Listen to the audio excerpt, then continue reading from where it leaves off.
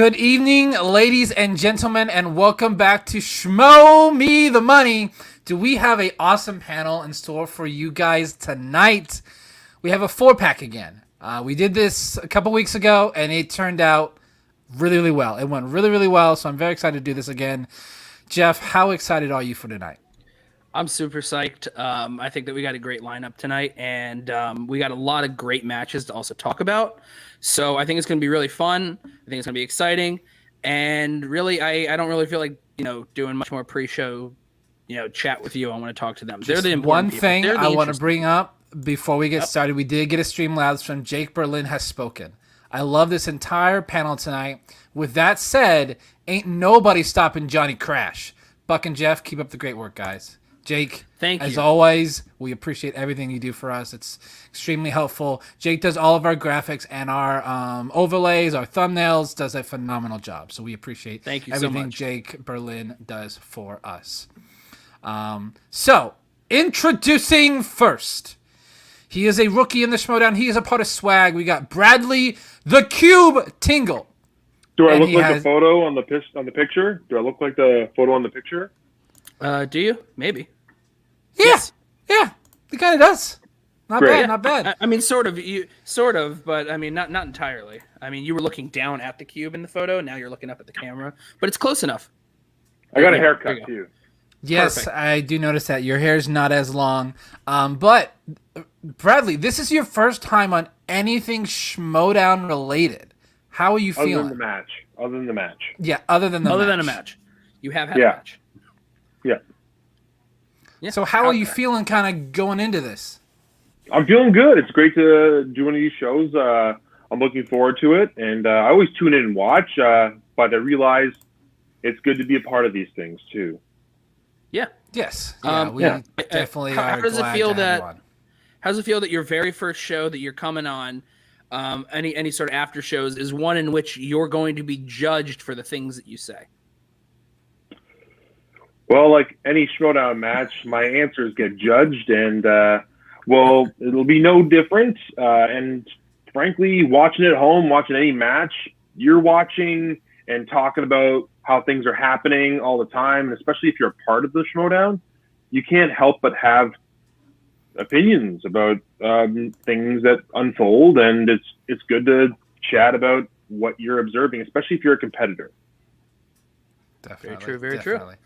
Bringing on our second contestant, part of the Star Wars Newsnet, the Resistance broadcast, part of the Dungeon, we got John Crash Hoey. How's it going, Mr. Hoey? What is going on? So I have this correct.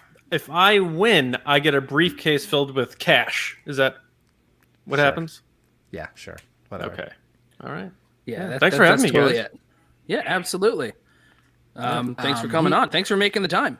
Yeah, he's not the first one from the Resistance broadcast to be on here. We had Lacey on a couple weeks ago. That's right. Yeah, I saw Lacey holding her own. What was she on with Thomas Harper, right? Yeah. So Thomas learned real quick. You don't mess with Lacey when it comes to a sparring match of words. So I'm prepared. She was on with that. She was on with Harper as well as someone in the chat here, Sabrina Ramirez. Hey, Sabrina.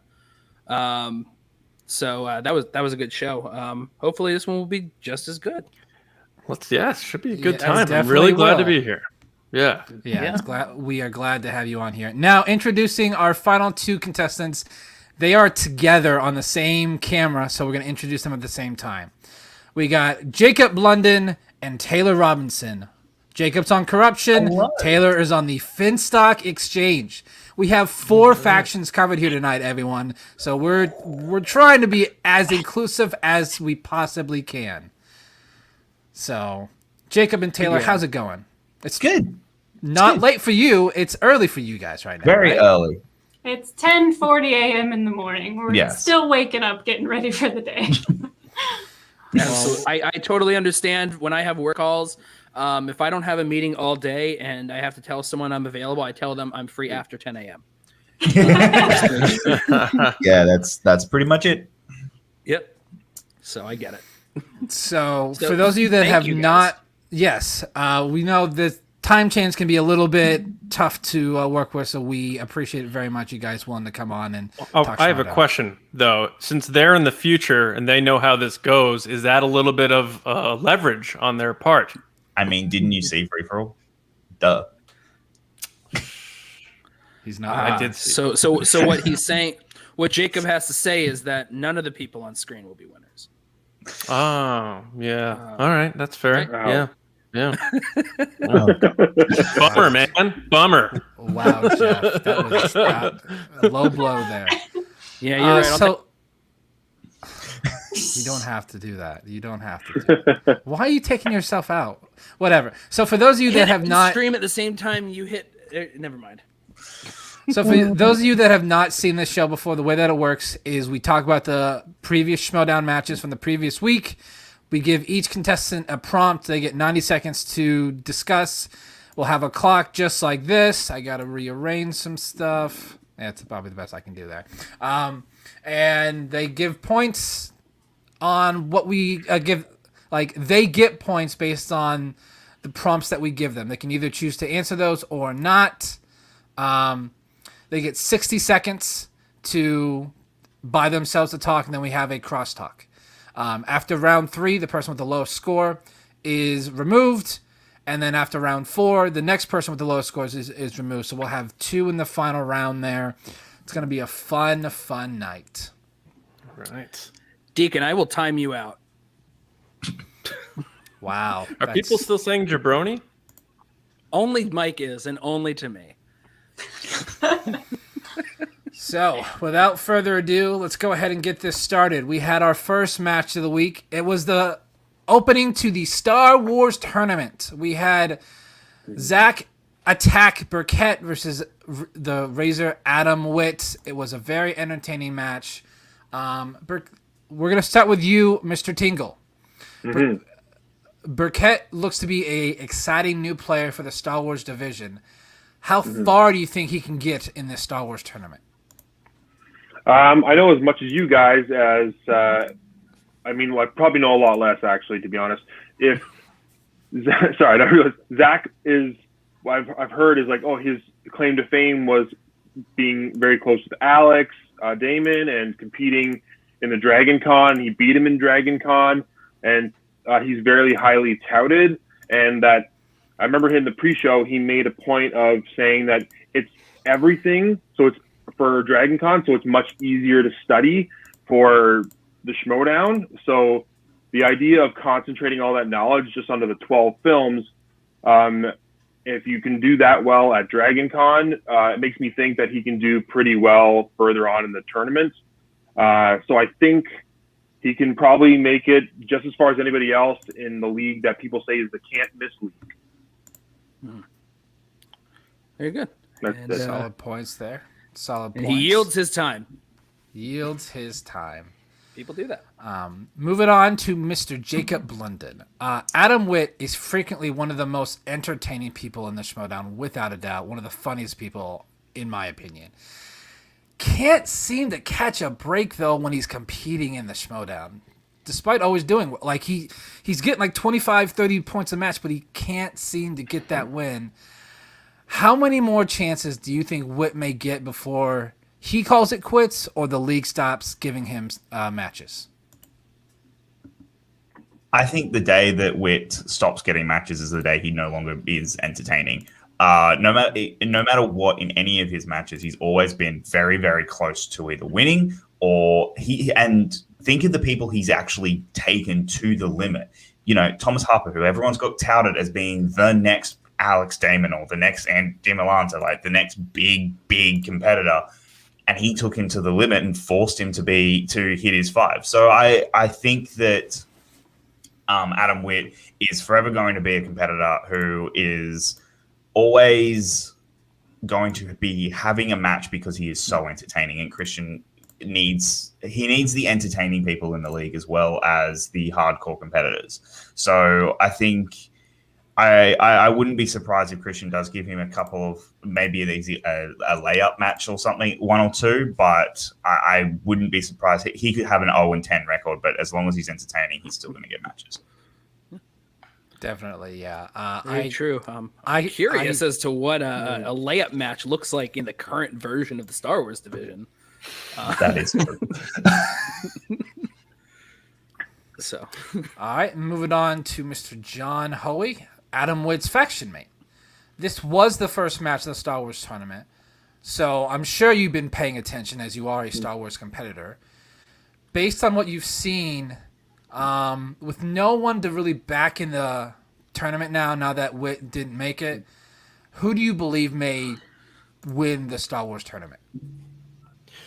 Well, the first thing that I find to be very interesting is how overlooked and still underrated for some reason by public perception Andres Cabrera is. I mean, you saw the guy do the Cinderella story and realize that dream and take himself all the way to a title match when nobody thought of him at all last year. And you have to think, after what happened in the draft, where he kind of got slighted a bit by Swag by having Laura Kelly picked before him, he probably had a fire lit under him even deeper. And you hear him on the stereo apps, you hear him on his own shows and stuff. This guy is very hungry, and people are sleeping on him for some reason just because we have this influx of people from Dragon Con. Now, that's not to slight the Dragon Con people, but this guy's been there, and he's proven it, and he's done it. And the only person he lost to was Alex Damon. Now, we've seen Alex Damon lose, of course, but Andres Cabrera, I can't believe I'm saying that he's a sleeper in this. You cannot sleep on this guy. That's one guy people should be very afraid of because he's laying in the weeds somehow.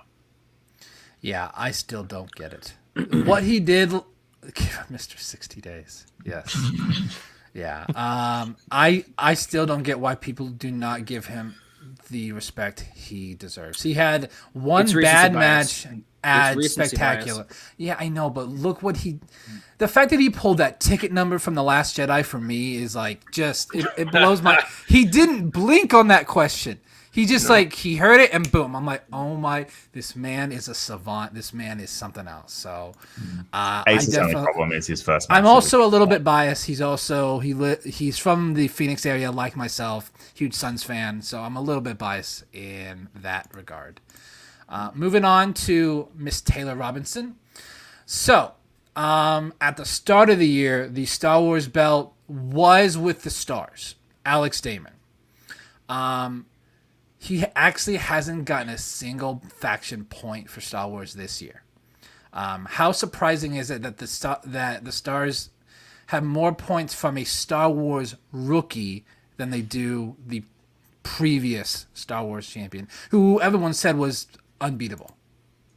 I think on the surface, it's kind of surprising when you just think about it at a surface level. But then when you think about the fact that he's also trying to compete for the Inner Geekdom belt, that stretches you very, very thin. And I'm very surprised that that's something that he wanted to take on, just because in the Star Wars division, you can't blink. You can't miss a question. Otherwise, people say, oh, that's it. They've lost the match. They're done.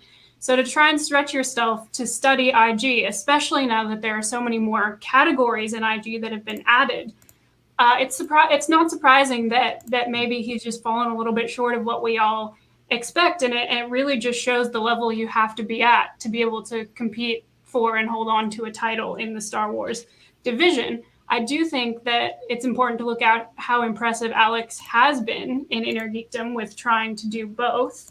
And I think that everyone should be kind of afraid because he's going to be in the next tournament, I'm assuming, and everyone's gonna have to face him, and he's probably going to be pretty terrifying. Yeah. I want to see Alex just wreck shop in a Star Wars tournament. Like, it's not even going to be fair. We don't know that now. Not with everyone else coming in. We see the kind of like tier of play that everyone else has. So wreck shop might not be the term that we should use for that. Well, it's the term I'm using because I think Alex will wreck shop there. So we now have 4 minutes of a open discussion, and just a reminder to the 4 contestants, you have a 10-second mute that you can use. You'll see the timer up here in the top right corner. Give me a few seconds once you say mute to actually get it pulled up. Sometimes it takes me a little bit. Good if you do like that too, just like a visual representation. Yeah. How many do you get? You only get the one, don't you? You get one per round. Per crosstalk. Okay. Except for the final round, but that's down the line. So you just say the word mute and you get 10 seconds all to yourself. So basically what we would like to hear in this section Finstock Exchange, repping in the chat. Hey, Ty. Just want to hear everyone's overall general thoughts on this opening Star Wars tournament match. What did you like? What did you not like? Just overall thoughts, and you can also answer any of the prior prompts that were given. Well, going about on the Alex, is it surprising that Alex hasn't actually gotten any points for his factions? He's also only played 2 championship matches and against the current Star Wars holder belt. I think it's a little unfair to be jumping up and down going, the other Star Wars rookie has now gotten more points. Yeah, because he played the guy who can't win a match. Like the other guy's only match has been the guy who can't win a match. Like I don't see how that is a belittlement on Alex at all. And I'm saying that as a corruption person praising someone on the stars. I don't think he should be on the stars anymore anyway, but I don't think it's fair at all to criticize Alex. I'll agree with the stars element. I think that there is a pressure on Roxy to put too much on Alex's shoulders because maybe the faction isn't caring enough for those divisions.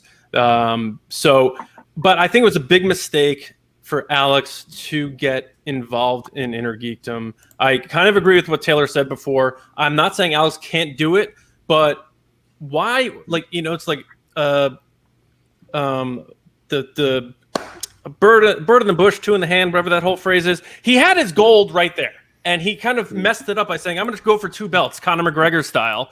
And Conor McGregor went to go fight Floyd Mayweather, got himself knocked around, hasn't been the same since. Well, I'm starting to feel that way a little bit about Alex. Now we've seen that he can bleed. He's not immortal anymore, so that stigma's gone.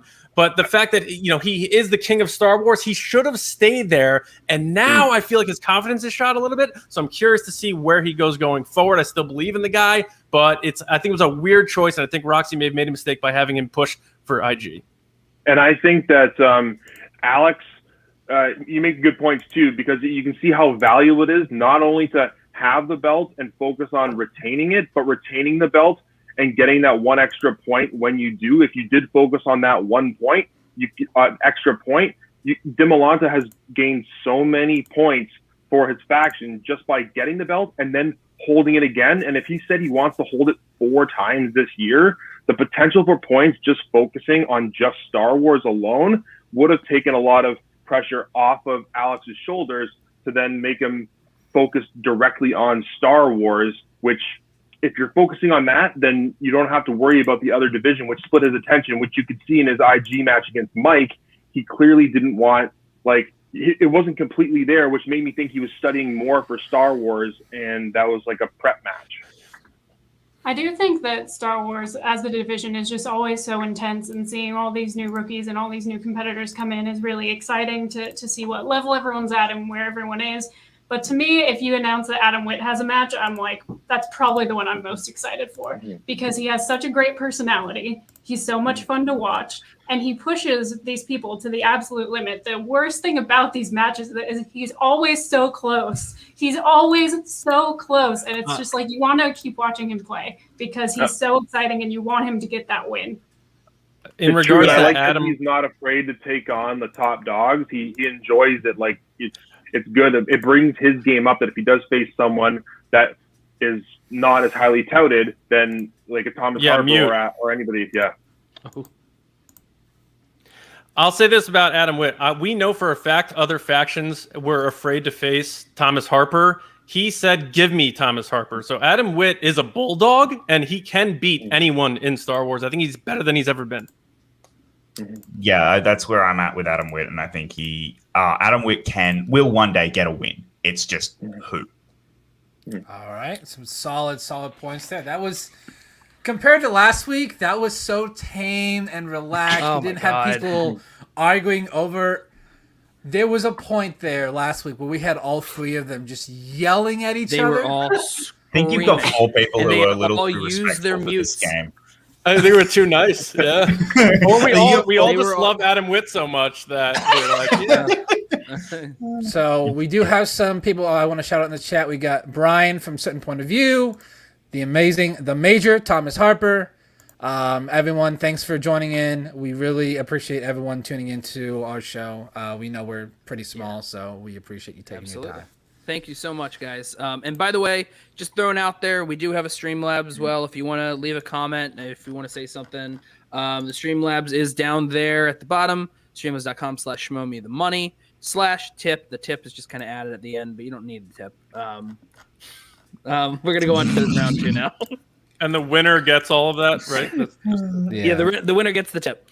All right, so round 2. Jesus Christ. Deception versus Blackjack. So we're gonna start with you, Jacob. Great. So Okay. yeah, don't worry. Compose yourself. We've seen some new teams come and go in this new era of the Schmoedown. You know, thanks to drafts splitting people up not too long after they've had one match too. So one loss can actually be the difference between whether or not you're ever going to play again as a team. Should we see more from Blackjack after just one loss, or should we see them try with different people? If I'm going to take my bias out of this, the fact that, Jacoby, but I absolutely want to see these two play again. I think Janine and Jacoby worked incredibly well together, and they did really balance off each other. I thought Roxy's management style was a little questionable, but that was Roxy's choice and management style. They just went up against the juggernaut known as Deception. Deception, who were the first team to ever, in the history of teams, and think of all the super teams we've ever had, were the first team ever to go 100-100. Which has never happened before in the history of teams. And that's, so I don't think enough people are actually making a big deal about that and about how they pulled off this incredible achievement, which no one has ever done before. And then we've seen other teams in this tournament play, and no one else has looked quite as scary as Deception. So I think if Blackjack's first game was terrifying, and I think they actually played fairly well considering who their competition was. Very good use of your time. I absolutely was hoping that you would put bias in there. So John, just jumping off of the previous question, now that they're no longer in a tournament, in the hopes that they do play again, who would you like to see Janine and Jacoby actually go up against in the future if they get a second chance? I think a good matchup would be the midterms, just because I felt like both of those teams ran into juggernaut teams that we expect to have a massive showdown on Friday, is it? So I don't know. I think that would be a good match between Blackjack and the midterms, because both those teams kind of need a win, and kind of facing each other off in the L column. See, which one of us can pull ahead and show that we are the real deal, a real team. I felt like Deception outclassed Blackjack. I felt like Danger Zone, my boys, were in total control the whole way. They had that thing in cruise control. We'll get to that match in a little bit. But I would say the midterms would be a good matchup for Blackjack. I think that'd be a really good match. And maybe you would see, one of those teams, whichever team lost that match, may have to go, it's been fun. We're going to go try something else.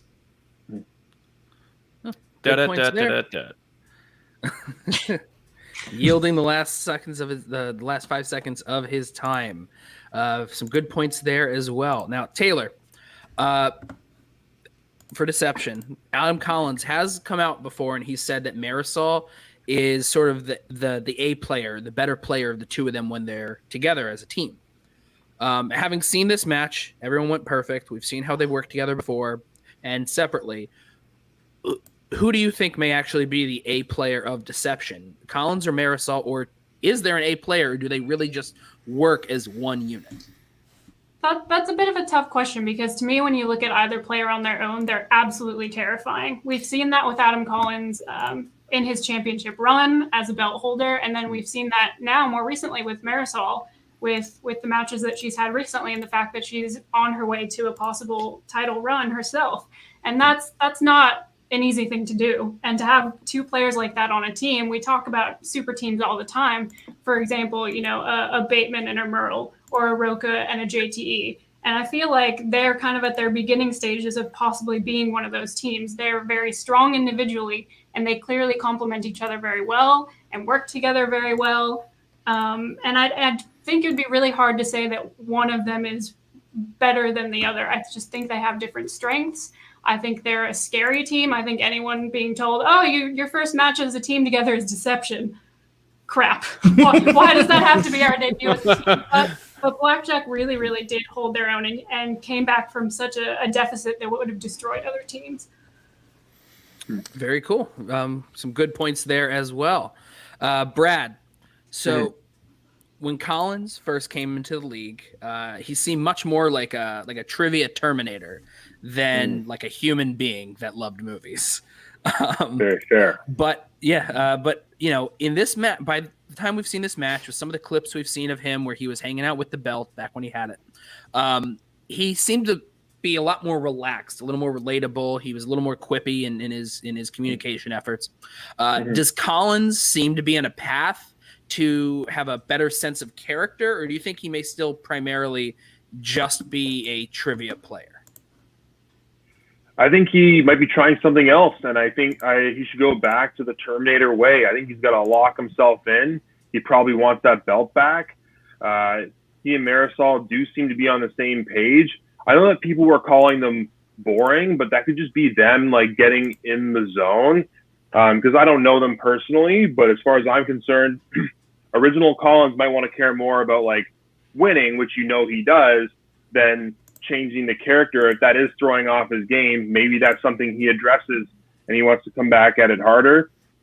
I really think that Collins focusing on character can also be going harder into like being that stone cold like response person. No matter how he delivers a line, it can also just be him focusing on the questions and not maybe relaxing as much. Doesn't have to be his character. He can find another way to make his points across in a serious tone to make it a bit more evil. I don't know. All right. Some good thoughts in there as well. So now, once again, this is where we have the crosstalk. We have 4 minutes. Just general thoughts about the match. What do you want to see? If any of you have any more thoughts about Blackjack going forward, what do you think the future of Deception may hold? What do you think about them working together? If you want to see people apart, Jacob, if you just want to get on your soapbox and curse off Jacoby, go ahead. Remember, you guys do have your mute. So, yeah. Look, I think that Deception are at work extremely well together, and I think it's very apparent with how they play. I mean, again, I'm going to reference it. 100. No team has ever done it before. And you think we've had Roker and Dan on the same team before. We've had ex-champions. We've had the Patriots run for a full year, and they never got 100. So I don't know why there's this discussion about the fact that, maybe Deception shouldn't be working together. There is a very, very, very real chance that for the first time ever, both team members on a team will go for the singles belt in 1 year. It's never happened before, and this is the first time it could ever happen, and there is a realistic chance of it actually happening. So, to that point, though, we kind of just brought up that Alex and Damon may have had too much focus in other areas. If these two, which are clearly both wanting the singles title, are also putting their energy in this team thing, I think if you put in a lie detector test and put a gun to their head, they'd both say, no, I want the singles belt. If I had to pick one or the other, I want the singles belt. That could create some tension there between them as a team. I don't know them very well personally. Maybe you do, but they're going to lose anyway to Danger Zone. So they might as well focus on their singles careers, call it a day. They were a great team while it lasted, but they're not going to stop Danger Zone. Do they branch off and study with different people in the faction? Like, they clearly know each other's strengths and weaknesses. It might draw into how they train, and that might hopefully not create a rift. But if it came down to who wants the belt and like, do I want to get the belt back? Does Marisol get the championship? And there's a lot of things to be said. I think Blackjack should also stay together as a team. Janine finally emerged in like the final round, as people are saying, like that she can prove that she can carry and like hold her own. And Jacoby also is a very good player, and so are you, Jacob. Yeah, I don't know. I don't think that the team being a team together and trying to do singles is going to be a distraction for them, just because it's essentially you're studying the same way. And as far as I'm concerned, it's not like you're trying to really split yourself between two different things you have to study, like a Star Wars IG thing, where it's, for the most part, it's different movies. I mean, there is Star Wars and IG, but the studying is at a different intensive level. I do want to say that I'm happy for Janine. I know that she's been looking for a solid teammate for a while. I do think that her and Jacoby work well together. Like I said, they came back from a deficit that no one thought they were going to. People thought they were going to get knocked out. People thought there was going to be a TKO, and they were able to fight their way back when they really needed to. And I think that's not something you see a lot of. Sometimes teams just understandably fall apart under pressure like that. Yeah. I think that they got a category that seemed like they weren't 100% sure on, but they still managed to navigate their way through the category, getting every point that they could, which obviously put them in for a spot to get that pull, to get that 2-pointer, to get them to the third round. Show how clutch they could be. Yeah, and I also think that if you look at their match against Deception with Blackjack, they came back from 19 points. That's not something that happens very often, and if ever, I don't know if we've ever actually seen that before, and I would be shocked if anyone else can actually do that. I mean, I saw Collins defer to Marisol for one of the topics. We've also heard him say that he thinks she may be the stronger player. I don't think he believes that at all. I think that's just him being nice, and that to me shows a level of discomfort with someone as a friend. When if you're close enough with someone, you could like be more honest about it. I feel like he's being a little too nice, which means there's a little friction there between the two. How's that? It's fine. When you said mute, I just didn't click any points there at that point. But all right, very good points there. That was a really good discussion. As we could see, everything's still really tight. So just a reminder, after this third round that we're about to hit, whoever has the lowest points, since we have 4 players here today, whoever has the lowest points after this round will be eliminated, and they'll be put backstage, unless it's someone, either Taylor or Jacob, because that would be, odd because they still need it for the other person. So yeah, they could just sit there and they could just stare if it was one of them. Yeah. All right. Putting our talents to use with that. Yeah, right. Moving on to round number 3, match number 3 of the week. We had the premiere of the highly anticipated super team of Danger Zone. Ben Bateman, Dan Merle versus Midterms, which was Jonathan Harris and Eric Z-Man Zipper. So going to you, Mr. Hoey. We've heard Christian's stance on the whole super teams with Ben and Dan. He's not a fan of it. But as a faction mate of Bateman and Merle, how do you think they did as a team in their debut match? I thought they did great. I think there was no doubt, I think, from anyone that they would do great because they're both extremely talented players. But I think what really shined through between the two of them is their chemistry and how they worked and came to decisions. Even as you see that clock ticking 5, 4, 3, let's do the guess. Do we want to check down? No, their pulse never got above 72 the whole time. It's shown they're both veterans, but they're both working together on each question. Their literal teamwork tangibly seen on screen happening. And I think that's one thing a lot of people weren't sure about. I'm not the biggest super team guy either. That's why I don't watch the NBA anymore. But we're allowed to do it here, and we do it, and we have 2 of the best doing it right now. And I think that first match may have scared a lot of people because not only are these 2 excellent trivia players, we have the champ and a former champ. They've seen that these 2 can work really well together, even under pressure. And they were in cruise control that whole time during that match. They had it totally under control the whole time. They knew what they had to do, and they got it done. Solid points there. I was like, very passionate about his faction. I was like, how much is Hoey gonna hype up his boys? That's what I was like. How much is he gonna? Right, right. You definitely had to there. Moving on to Taylor. Same thing as Blackjack. Do you think we're done with the midterms? Are they a one and done? They gave a serious run there to Danger Zone. Like, I know Hoey said they didn't sweat her, but they probably sweat a little bit. It was probably a lot closer than they thought. And are they a decent alternative to Final Exam?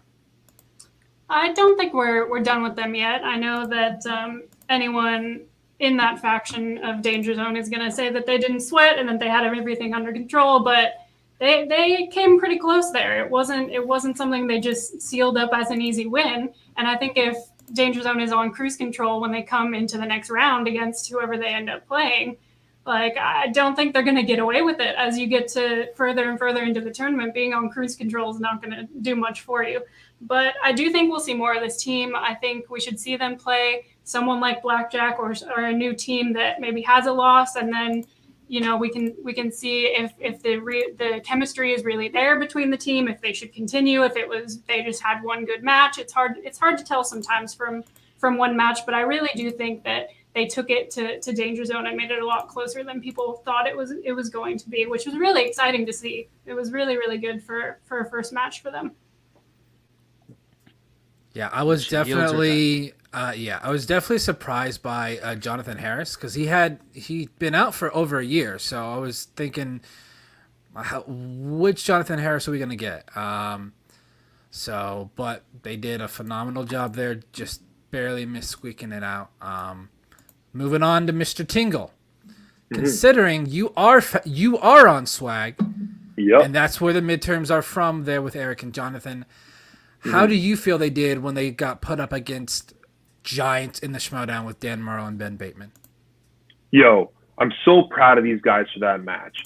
I know that they fit so well together, and it was such a great combination of two minds that these two guys were not only entertaining, they got some good jokes in, that I know them as people, and they worked, and they were like in sync, and they pushed these guys. They got a category, new releases, and they worked with it. And then Bateman got his strength, and Dan's there to basically fill in any gaps that Ben could have had. And knowing that Ben got his strength, John and Eric still made a great game of it.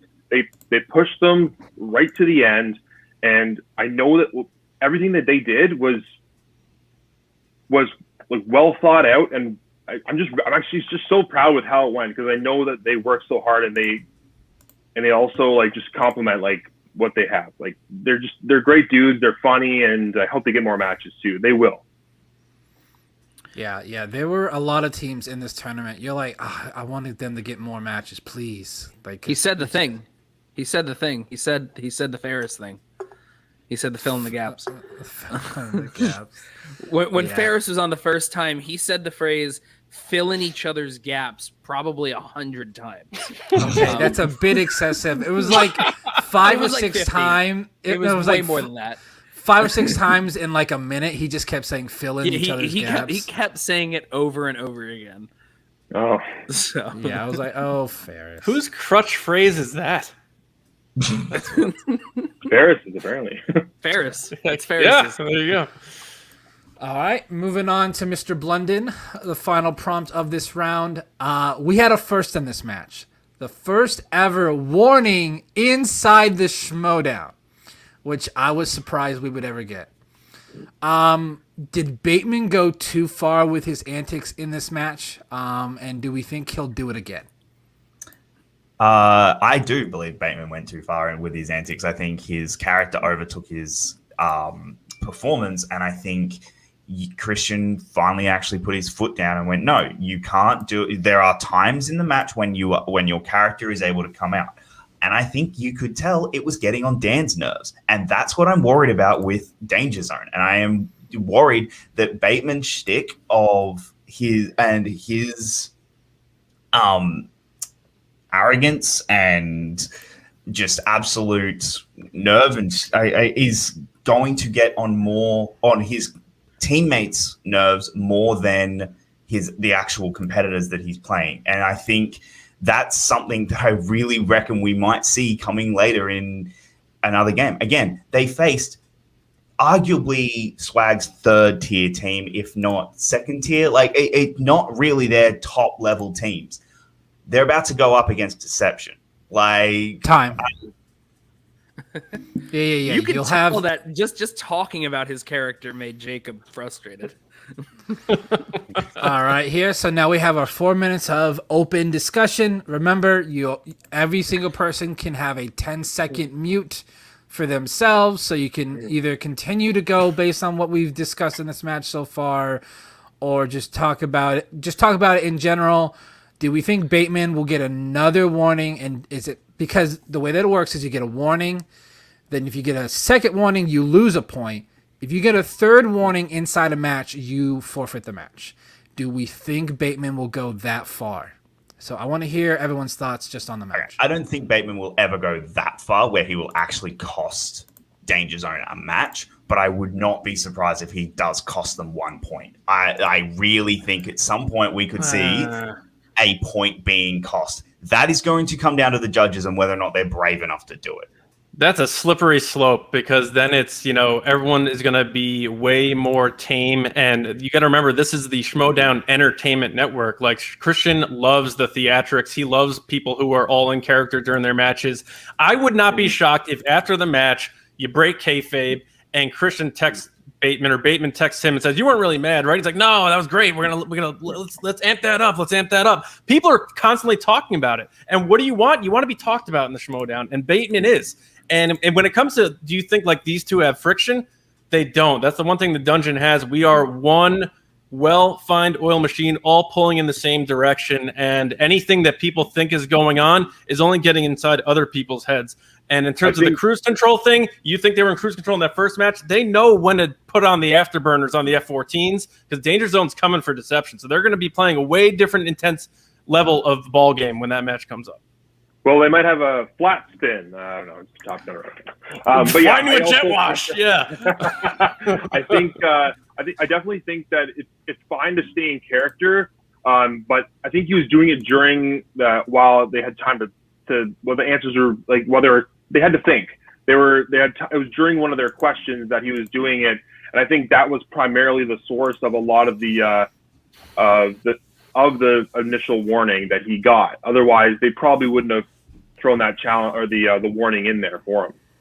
I did see Ellis seem to be getting annoyed. I'm sorry, Taylor. Yeah, go ahead. That's all right. I just think that it's a little, I guess, disrespectful for Danger Zone to have appeared to come into this match a little bit on cruise control. Like, I understand the reputation that was around midterms, not being the hardest team to beat. But I also think that could affect your gameplay going forward. You can kind of slip into some bad habits, and hopefully that won't happen because Danger Zone is that team that everyone's excited to see. That you have Bateman and you have Dan, and that's something you want people to be excited about, and you want to sell that. So I'm just hoping that they're not taking it for granted, that they're not letting any egos kind of from character. I have to clarify because that's coming from me. That's me knowing how these guys play and how they've been training and how they're working together. Neither one of them said we are in cruise control. No.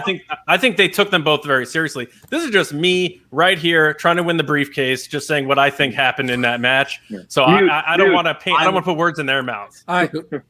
Mute. Yeah. I definitely think that John and Eric are definitely a top tier team. I think that people who know and will see more of them, they are good characters, and that people who look at them as an easy match, it's not easy. People could also look at that as a trap. Yeah, I don't think anyone thinks it's an easy match. I don't think anyone is saying that it was easy. I'm more worried that Danger Zone is going to come into their next match. I'm fascinated by how Ben acts in his next match. How is Ben going to perform in his next match, and whether or not he is going to actually be able to play to the level that he is saying he is. Do you think your stoic, calm teammates are going to be able to stay calm when they have to deal with him? I do. I think they're going to get under Bateman's skin. I don't think that Deception worries about character work at all when they play as a team together, and I think that's a huge strength and something that they could really use to their advantage. You can tell they're locked in when they work together as a team. And they're just there to win. They're not worried about any antics. They're not worried about what people are expecting. I think the unknown of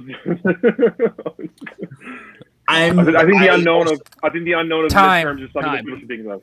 Oh wow! Shoot! Oh wow! That is close. That was right there at the end. Taylor came in and swept in there. All right. As it is the end of round 3 with 4 players here, we will be eliminating one player. Unfortunately, that is going to be. Oh. Well, Did I lose you, or did you? what? No, Well, Jeff, did well- your lights go up? Okay. I don't know what happened with Jeff. I don't know what's happening. But like Jeff was saying, because we have 4 people after round 3, we do have to put someone backstage. So Bradley, sorry for the time being, you're gonna have to sit backstage here for these final 2 rounds.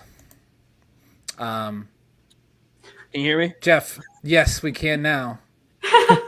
I accidentally just bumped the dongle and it just undid the whole like thing that connects everything. So it's all right. Fuck me, right? All right. What's let's a go on to the dongle? round 4. It's a thing. It hangs off and has multiple plugs. So I got the microphone plugged in. I got HDMI for the second monitor, and I got the charger plugged into it. Oh, I think I have a So- dongle then. Yeah. That's just the basic terms. Ty here, future is not his fault. He had to debut against the best. What's most interesting here is Ty is saying that Brad will be a future belt holder. Unfortunately, he doesn't say he will be one. So good job, Brad, on that on making it past Ty's comments here. Anyways, let's go on to round 4 now. With no tech glitches, guys. I promise. So now we're talking about RADDUS versus Gubbins. Oh my god. So we're gonna start here with Jacob now. Or no, we're gonna start with Taylor. Actually, it's just easiest to kind of loop around here. And by the way, yes, we do have this image here. This is gonna be the logo for this round. Just because we do have this fun thing. It is Rick the Rager Radish.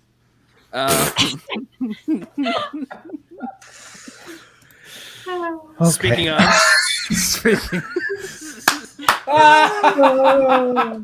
The timing was too great. so Timing is all right, great. yeah. So, anyways, Taylor, this is the first time rookies this year have had a second match, and it happened to go to RADDUS this time around, Rick Radish, and Christian seems to have set a precedent though with Kevin Smith. Now, where 3 wins gets you a number 1 contender's shot. So he's the first one to have 2 wins now. And based on his previous 2 performances as your faction mate, what are the chances we can see RADDUS be one of the first of the rookies to actually get close to a belt or at least a match for the belt? I think based on what we've seen, he can definitely get close, if not get there. What I'm interested to see is what those next matches are going to look like for rookies who have won their first match and we haven't seen them play another match yet, because that's really going to set an interesting stage for who he could possibly be going up against, for who we could possibly have as that first rookie to be the person who possibly goes to get a title shot. We could have almost another Adam Collins situation outside of a tournament on our hands with a rookie going in and just winning their first slew of matches and going up against a heavyweight for a contention shot, like a Kevin Smith or like a Marisol or someone like that, which would be so fascinating for the implications of the league, because eventually you're going to have to start seeing these rookies go up against veteran players. And I'm very, very interested to see what the level of gameplay looks like when that happens. If we see rookies like RADDUS start taking on veterans and winning, that's going to do wonders for the league. That'll be so exciting. Very cool, very cool. I don't know if you heard my cat. He's hungry, so that'll happen later. So, yeah. On to you, Jacob. So we saw that Peggy Gubbins, through round 1 and 2, she was ahead in round 1. She did really well in round 2. In fact, she basically destroyed the comedy slice, which is a notoriously broad and somewhat difficult category because you have no idea what you're going to get there. How impressed were you that Peggy was able to actually just take on such a broad and somewhat difficult category as comedies? Incredibly impressed. I think the broad categories are always the hardest and always the worst. We've even seen veterans struggle with those ones, and like Dan and Adam and Roka, they struggle with the broad stuff. I'm very excited to see. I couldn't believe how well she actually did in that one. I'm fascinated to see where her future lies and who she plays next, because both matches that she played were the first one she came from behind to pull an upset win, and in the second one she unfortunately blew a lead. I am interested to see where they put her next because of how clearly talented she is and how well she does actually know this game, and she does have the brains. I think a lot of people were harping on her about her free-for-all performance. Free-for-all is a completely different beast, and sometimes you just get really unlucky or you get very lucky in a round, and it's not fair to base someone on a free-for-all performance. No. Some very good points. Hoey, Jacob started actually kind of answering the question I was going to ask you, but come on, Jacob. What the hell, man? I'm sorry. We shared all the questions beforehand. It's only him. No, but you're also able to just respond to any of the other points that Taylor's made, anything that Jacob has already made separate from that. But Peggy, as we know now, she's 1-1. She's the first rookie to have both won and lost in both great ways and not so great ways. So the question was, which competitor do you think we should see her go up against? And not only that, she's gone up against 2 rookies. Should we see her up against another rookie again? Or should we actually see her go up against a more seasoned veteran? It's funny, like the wins and losses are important, but like we've talked about, you look at someone like Adam Witt, who probably should have several wins at this point, and he has 0. Sometimes it's just luck and fate and that sort of thing. Now, Peggy, I think, actually played better in her loss than she played in her win. So I think her her stock is rising, and she really impressed me in that match. That could have went either way. It's sudden death. It could have been a question that she knew and he didn't, and she's the winner, and we're talking about her getting a title shot one day. I question some things about RADDUS because I feel like his first match he kind of dominated, and I don't think Christy V played very well. And then this one, like I said, could have went either way. So you shift the needle a little bit and have the butterfly flap his wings a little bit in a different direction. And maybe we're talking about a completely different scenario here. So a lot to be said for the future. I think Peggy Gubbins looks very, very good going forward. Some very solid points, able to build off of what Jacob had said. And so now we got here. You still have 4 minutes, even though there's 3 people. So still got the crosstalk, just, general thoughts about it. If you want to build off of what anyone else had to say, if you have any new points, what you might want to see for RADDUS going forward with this kind of character. Are you a fan of his character? Do you want to see anything else from him? Just the general thoughts. And you have your mute. Etc. And and also anyone watching, if you have any questions or comments that you want for any of the people, you can always just throw it into the Streamlabs. We'll definitely read them off at some point. So go ahead. I am interested to see who they put RADDUS up against next, just because this match was great in terms of Peggy was there. Gubbins was there to take him on. She wasn't having any of his character work. She was ready to throw everything back at him. She was so good up against his character that he is, that I'm hoping whoever we see him up against in the future is also ready to take that on head on, because those matches are some of the most fun. You obviously want these competitors to be good at trivia, but that kind of character work when they're just going at it back and forth is so fantastic to watch. And I'm really curious to see characters and competitors like that start to go up against the people like the Jacobs and the Jacobis and the people who aren't so much character, but you have people like RADDUS and Lomas and those characters. I'm just very fascinated to see how that looks going forward. I'm fascinated, though, by who these next 2 competitors play next. I actually think neither of them should play a rookie next. I think both of them should end up playing veterans, and I think it should move on to... And by veterans, I'm not meaning a Roka or a JTE even. Like, I'm meaning someone who...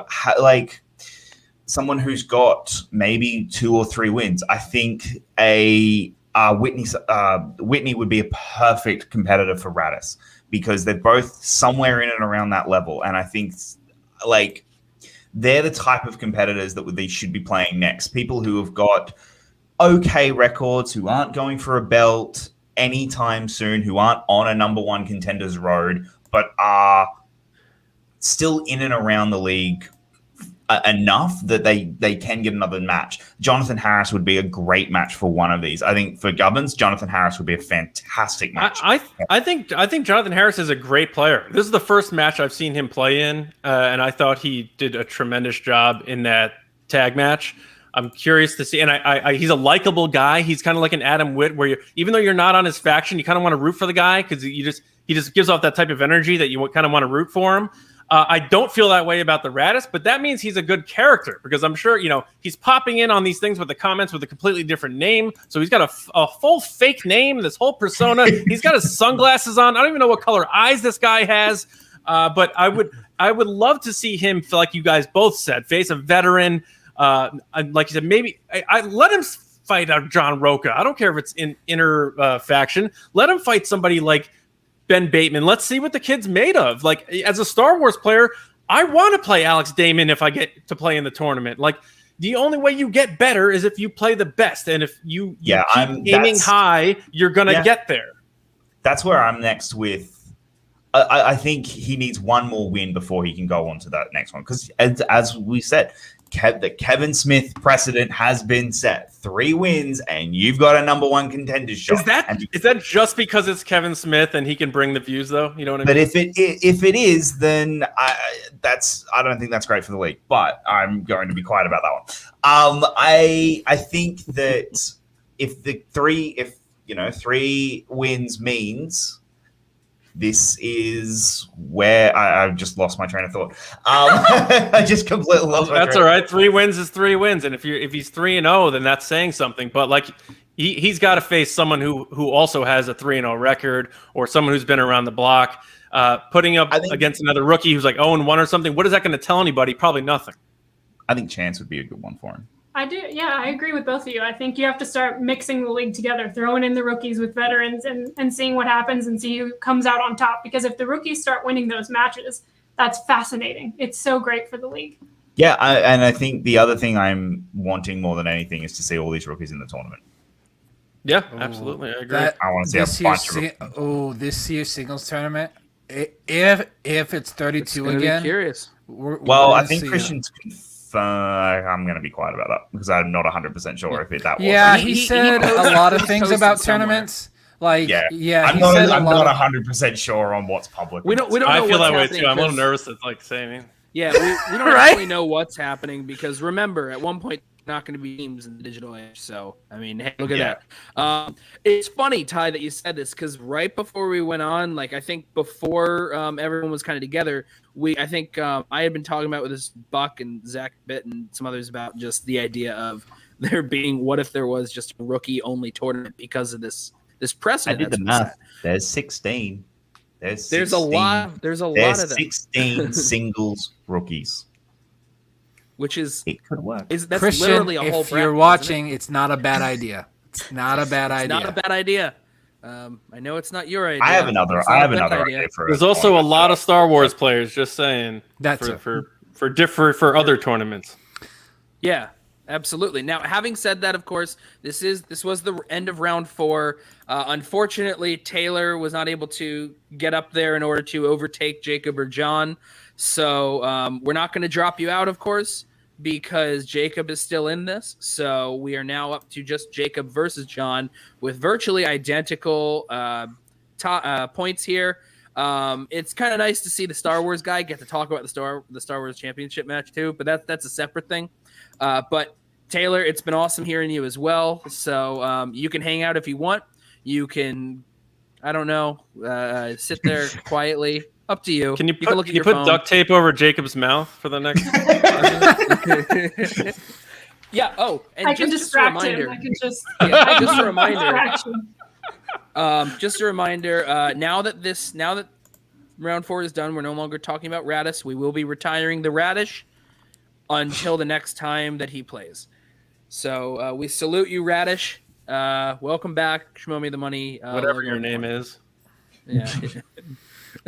All right, moving on to our final round. We had another Star Wars championship match. We had a rematch. Alex the Demon Damon versus Andrew the Hunter DIMALANTA. So I'm going to go to Mr. Hoey here first.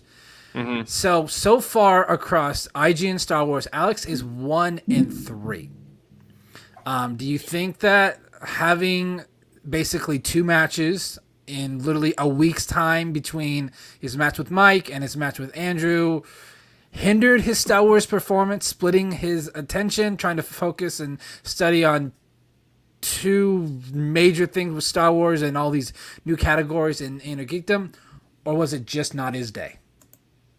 It's a good question. I think Alex wanted a break. I think maybe he needed a break. I can't imagine being constantly competing for 5 straight years in this league, being the champion for 3 years in a row. That's tasking, and it's got to weigh on you. Even though he loves that belt so much, I don't think his heart was 100 or his mind was 100% in the rematch. And you could see, he made mistakes that Alex Damon never makes. Even like question 1, like no chance he's missing that, and missing two second rounders like that is very shocking. So I think he's going to come back and he's going to blow people away. Kind of like when Andre Agassi got rid of his wig and he shaved his head and became a good tennis player again. Alex Damon's going to come back. I don't know if he's going to shave his head, but he's going to come back and come back the way we know Alex Damon comes back. So I think you're right. His schedule was stacked. He said he needed a break. He said he felt a little tired. I think he comes back clean and comes back to the Damon of old. Yeah, I think it's at least 3 months before we see Alex in any sort of match. I think that's how much time he needs off. I saw him post a comment in one of the Facebook threads. He just said, "I watched dinner yesterday for fun." Just watched for fun. All right, moving on to Jacob here. Documentary was the Last Jedi documentary that's on the extras probably. Andrew Andrew has beat him twice in a row, which I never thought was going to. If you would have asked me this 2 months ago, can someone beat Alex Damon in Star Wars twice in a month? I would be like, no way. He now faces Laura Kelly, I believe, at Collision. Yes. I'm not sure of the date on that because it keeps fluctuating. We don't know yet. But that will be one of the matches there, so it'll be very exciting. Who do you have in that match, Andrew or Laura Kelly? I've actually got Laura Kelly. I think DiMalanta showed in his previous match that he is vulnerable. If he goes up against an Alex who hasn't just played in a number 1 contenders match for IG and has been splitting his time, I think he doesn't. I don't think DiMalanta keeps the belt, and I think Alex beats him. I also think Laura is the better competitor of the two. I think Laura is focusing 100% on Star Wars. And what was the thing that every Star Wars competitor has been asking for? Make the questions harder in the tournament, in the championship matches. We got harder questions this time. We got genuinely harder questions to the point that it stumped DiMalanta and Alex a lot. That first round, 4 missed questions in round 1. When's the last time a championship match did that? I do think Laura is going to beat DiMalanta because 100% of her focus has been on Star Wars, unlike Alex, where he was having to split his time 50-50 between Inner Geekdom and Star Wars. Some solid points there, bringing up some great facts there. So we have our final 3 minutes. Whoever has the most points here at the end of this round will be our winner of episode 16 of Schmoe Me the Money. Just no want to mutes. hear. No mutes. Yes, By there the are way. no mutes. No No No mutes. mutes in the guys final are- round. This is the championship round, guys. We'll just mute your cat. That's all. And then we'll. Yes. Yeah, I'll mute Just- I'll mute my mic. Okay. I just want to hear general thoughts on this match. Were you as surprised that they struggled there in round 1? And just want to hear how many matches in a row can Andrew DiMalanta win with the Star Wars belt? Can he go on an Alex Damon type run? No, So I do not believe he does. I'll start only because I know that Jacob is a little biased towards Laura because eventually she's going to end up back in corruption and he doesn't want to burn any bridges here, and I get that. But DiMalanta has already lost to Laura Kelly. I think DiMalanta sometimes gets in his own head, and he'll remember that going in. I think that will be a big part of that match, and Laura Kelly knows how to get under people's skin. She plays her character very, very well. I don't know, how much of her persona is character or real life. But I think that's going to be a really good match. I can't bet against champions, even going into the rematch, seeing how great DIMALANTA did against the first match. I was still assuming Alex was going to win that belt again because he had that legacy of being the champion for so long. Star Wars is harder than ever. I don't think Sam Witwer would be able to play today. I'll go out and just say that. It's a very, very, as a player in Star Wars, it's a very, very difficult division. It's so many minute details, down to the number, down to the syllable, down to the name of an alien, a species, a planet. It is a monster division. And I don't know what else to say other than it's going to be very, very difficult for someone to miss one question, let alone two, against a Laura Kelly and expect to come out a winner. So I may flip the tide on my prediction here and think Laura Kelly could win this just because of the psychological aspect of the game. So here's the reasoning why I think Laura Kelly is going to win it and win it fairly comfortably. Alex wins this match if he doesn't mess up in round 2. If he actually takes the time and isn't overthinking the way he did, he doesn't gift 4 points to DIMALANTA. That's an 8-point He turnaround. rushed. He rushed for sure. He only lost by 4 points. So even with the 5-pointer, he wasn't going to win. And DIMALANTA got very, very lucky because Alex messed up in round 2. That is what cost Alex the championship, not DIMALANTA being the better player. Alex cost it. Alex was shook after question 1 when he said Iopi instead of Itobi. Alex Damon missing the first question of a match is insane, and that probably made DIMALANTA more calm. But let's not forget, we're going back live eventually. As well. We're going back live, and the speed round thing is going to be a different animal too. And I don't know how good Andrew DIMALANTA is going to be in a speed round in person. When you're able to answer your own questions without the other person hand on a buzzer, it's a different animal. So the Star Wars division is going to be way different at the championship level when we go back to live. And I think that's going to be the true test of who the real champion is, because that's really when part we of the go game. back to live will be after Collision. Collision is going to be this format. So this format, I think Laura Kelly wins that belt, and Laura Kelly wins that belt handedly. And I would be shocked if she is not the one holding the belt at the end of Collision. And we are seeing a new tournament. It's still going to come down to 5 pointers. Winner. The tournament winner for the next tournament will be facing Laura Kelly. Absolutely, Laura Kelly will win by a 5-pointer. Oh, there we go. Jacob takes it there at the end. 1 point. Oh boy. Oh boy. What is Knapsack Whitmer? What is going on here? Jacob had some solid points that he was bringing up. Yeah, I really very hope good that points on both sides, guys. Yeah. Jeez. Yeah, I am excited. We haven't had a Collision. Did we have one in season? Yeah, because that was the don't tell Peter moments. So we haven't had one since season 6. Just to reiterate here, John, you did a great job, but the winner is Jacob with Taylor. The Aussie. How did I do that? So we're gonna go ahead and bring Brad back on so we can have all 4 contestants back on here. Everyone. Yes. Brad, how do you feel you did? You are muted, by the way. Shut up. You are muted. Brad, you're muted. I'm unmuted now. I was reading the chat, and it's true. I feel like everybody was being very polite, taking their turn and coming in. So you got to remember to use that mute. I wanted to come in at the end and just get a few more points. What are you doing? But I guess it's the Canadian in me that was just oh wait, no, I gotta go right at the end and try and get a few more points. But Taylor happened to just eke out that round. Yeah. But it was you did great though. That was great. However, Paul did want to make sure. Just texted Kaiser. Bucks tires are definitely getting slashed tonight. If Kaiser drives 6 hours out of his way to slash my tires, then I'll give him a round of applause. That is dedication right there. That is dedication to his. Are you saying he's not dedicated to his faction? He's not going to drive 6 hours to slash some guy's tires. Kaiser's not actually going to do it. He's going to hire a guy to do it. That's how that goes down. That's true. Absolutely. And it won't be today. It may not be tomorrow. It may not even be next week. But one day you're going to come out and you have to drive your car and you won't be able to because the tires will all be slashed. And it's going to be a slow slash so that it's going to be a slow leak. And then one day you're going to have to go somewhere important and all of a sudden it's just going to go. And that's it. Yeah, exactly. The thing is, I think Kaiser already did it because my tires are low. He told me to keep you guys on this show for as long as possible so he can do that. So that's the real reason why I was here.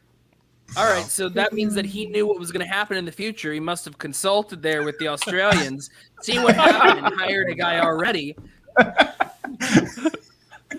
Oh, well. There you go. It's just the way that it is.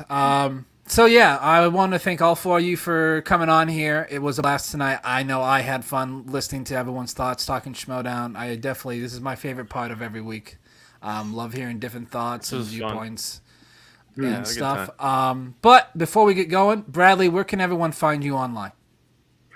At Tweet When I Eat. It's an old handle, but you can still follow it. It's the only one I've ever had on Twitter, and at The Real Tingler on Instagram. All right. And Taylor, where can we find you? People can find me Twitter, Instagram, YouTube at Finally Tailored. You can pretty much find me on any social media at Finally Tailored, and that's most likely me. Jacob? Very good. You guys can find me at Jacob London on pretty much the same on any social media, and that's going to be me. And we are back on YouTube in 2 weeks. We will be doing our new bracket, which live action Disney remakes. So that's going to be. Ooh. I'm definitely going to have Which one is the best of the Disney remakes? It's going to be fun. We're all still going to leave as friends, and there'll be no problems whatsoever. That's going to be a lot of fun. Got a really kick-ass panel for that. So make sure you check us out in 2 weeks. Yeah, definitely everyone make sure you check that out because I know I'm checking that out because I love Disney. Absolutely. And I'm curious to see what this panel has to I just want to see if you guys will shit all over The Lion King. I hope you do. I hated that movie. Spoiler alert. Spoiler alert, Jacob hates that movie. Oh much. Rad. I was Great. Save all that rage for 2 weeks from now. I will save that rage. All right. John, where can we find you and everything you're doing online? Johnny Hoey on Twitter, StarWarsNewsNet.com. The Resistance Broadcast is our Star Wars podcast on YouTube and also all podcast apps. And I have a movie podcast called Just Like the Movies, which is available on all podcast apps, where me and my buddy Mike, just trying to get through the pandemic, we decided to reconnect over Zoom and talk about old movies we liked growing up. We just did an episode on Ghostbusters, and it's just like such a good feeling to go back and think about playing with toys before you have bills and that sort of thing. So, and that's that. And of course, the dungeon and the Schmoedown. So I'll be back in the ring at some point. I wasn't in the tourney, but be back in the ring at some point, having some fun answering some Star Wars questions and hopefully hanging out with all you folks. If we go back and do some live events, like I'm really excited for that part of this thing. So I just got to be able to leave my country. Yeah, that's true. Yeah, this episode was very international. That was very nice. It was. We had Canada, we have the U.S., we have Australia. We're trying to get as much as we can. We're international friendly. We had a Brit on 2 different movie reviews before. So, but here's the thing: we did the movie reviews late at night, so he's the one that had to wake up. Luckily, you guys didn't have to wake up. You were already awake by the time that we did this. So, Yes. So, yeah. Jeff, where can we find you? Here, you can find me right here. You can find I me. never leave. I'm Jeff. Yeah, I'm here. We're gonna shut the computer, and I'm gonna be here next week when we do our next thing. But no, really, you can find Featuring me here. his cat. That's only one of them. And so you can find me here at Jeff1106. That is my Twitter handle. And you can also just make sure that you subscribe to the channel, please. And leave comments on the video. Tell us what you like, what you didn't like, what was fair, what wasn't. Look, I just so you know, there was no bias despite the shirt that I'm wearing right now. Sure. Well, I lost, so clearly there wasn't a bias. Yeah, absolutely. There was none. I just got to say, it's because it was a clean shirt that literally came in the mail today. So I threw it on. The fact that that's your only clean shirt is a little disturbing, but okay. No, it's not my only clean shirt. But You sure about that, Jeff? Man, you're so fucking I'm so funny, glad Jacob. that shirt finally came in the mail because otherwise I would have been in trouble. My laundry. Oh no, I got my shirt. You're Don't worry, adorable. I'm The good. two of you even sighed at the same time. That's great. Uh, We're cute. but you can see me all over the place. We're going to be doing some other fun stuff too. We got some ideas brewing. We just finished up the family show, which was our retrospective on the Fast and Furious franchise, where we did an episode devoted to every single movie. We're going to bring that back in like, I don't know, like a month and a half, 2 months. Maybe, depends on when schedules line up. We're going to be detailing the Step Up movies, which is exactly the same thing as doing a show on Fast and Furious. Other than that, I got other things in the works. Nothing set in stone. So that's it. Buck, what about you? Where can people find you? Other than 6 hours away from Kaiser. Twitter, Instagram at BrandonBuck88. Make sure to leave a comment on this video as to what you thought about the matches, what you enjoyed about some of the things that the contestants said. Like the video as well if you have not yet. Also, subscribe to the channel. We are approaching 200 subscribers, but hopefully we can get there fairly soon. Just kind of doing little goals at a time. Our first goal was 100. We got that. Then it was 150. So we're just trying to slowly grow this channel and make sure. We're currently at 178. We want to get to 179 next, and after that goal, it's the big 180, guys. And also make sure to follow everyone here on Twitter. All of the links are in the description of this video, so just go ahead and click on the link, and you'll find them right there. Everything that they're doing. As always, everyone, it has been a pleasure. We will see y'all next week.